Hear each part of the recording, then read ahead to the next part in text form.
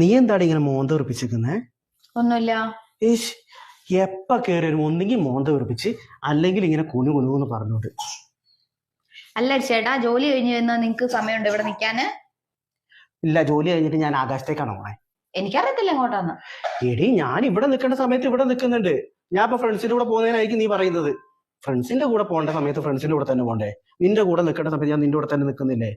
ഒരു മനുഷ്യൻ എല്ലാ കാര്യത്തിലും എന്താ പറയാ ആവശ്യങ്ങൾക്കൊക്കെ പോണം. ഇത് ഞാൻ വീട്ടിൽ കയറി വരുമ്പോ ഒക്കെ നീ മോന്ത ഉറപ്പിച്ചോണ്ടിരുന്ന എന്ത് സന്തോഷമുള്ളേ. ഇനി ഞാൻ വരുമ്പോഴേ നല്ല ചിരിച്ച് സംസാരിച്ചിരിക്കാം. എടി, ചിരിച്ച് സംസാരിച്ചിരിക്കണം.